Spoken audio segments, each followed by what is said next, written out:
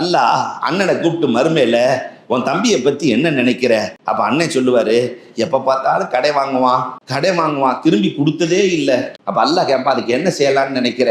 அண்ணன் அல்லாவுக்கு ஐடியா கொடுப்பாரு, இங்க வந்து நான் காசை வாங்கி என்ன செய்ய போறேன், என் தம்பியினுடைய நன்மையை கொஞ்சம் கொடுத்தா நல்லா இருக்கும். அல்லாஹ் என் தம்பியினுடைய நன்மை, பெருமானார் சொல்லுகிறார்கள், தம்பியினுடைய நன்மையை வாங்குகிற அண்ணன் என் உம்மத்தில் இருப்பார். அழுகிறாங்க பெருமானார். அல்லாஹ் சொல்லுவான், உன் தம்பி வெறும் பேப்பரா வந்திருக்கிறான், ஒரு நன்மையும் இல்லை. அப்ப அல்லாஹ்வுக்கு அண்ணன் ஐடியா கொடுத்தாராம், பிரச்சனை இல்லை, என் தீமையெல்லாம் தூக்கி என் தம்பி மேல சுமத்தி அவனை நரகத்திற்கு அனுப்பிச்சிட, அல்லாஹ் என்ன சொர்க்கத்திற்கு அனுப்பு. பெருமானார் தேம்பி தேம்பி அழுகிறார்கள், தம்பியை நரகத்திற்கு அனுப்பிவிட்டு சொர்க்கம் செல்லுகிற அண்ணன் என் உம்மத்தில் இருப்பார். கடைசியில் அல்லாஹ் சொல்லுவான், இந்த அண்ணனை அப்படி சொர்க்கத்தை சுத்தி காட்டுங்க. மலக்குகள் சொர்க்கத்தை சுற்றி காட்டுவார்கள்.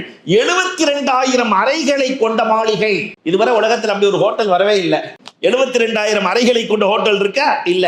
எல்லாத்தையும் சுத்தி பார்த்துட்டு வந்து அல்லாஹ்ட்ட கேட்பார் அண்ணன், சஹீஹான ஹதீஸ், மை யம்லிகு ஹாதா, இதை சொந்தமாக்கும் சுல்தான் யார்?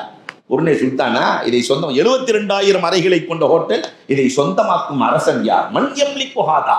அல்லாஹ் சொல்லுவான், லா யம்லிகு நபியுன் வலா சித்தீக் வலா ஷஹீத் வலா முலுக், எந்த நபிக்கும் இதை கொடுக்க போவதில்லை, எந்த சித்திக்கு யாருக்கும் கொடுக்க மாட்டேன். அப்ப யாருக்குடா அல்லாஹ் வச்சிருக்கிற?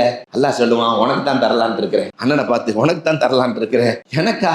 ஒரே ஒரு கண்டிஷன், தம்பியை மன்னிச்சுட்டேன்னு சொல்லணும். ஒரே ஒரு மன்னிப்பு தான், தம்பியை மன்னிச்சுட்டேன்னு சொல்லணும். ஒரு தடவை சொல்ல மாட்டார் அண்ணன், கது கபர்த்து. அந்த ஹதீஸை பார்த்து பெருமானார் சிரிக்கிறார்கள், கடவாய்ப்பல் தெரிய சிரிக்கிறார்கள்.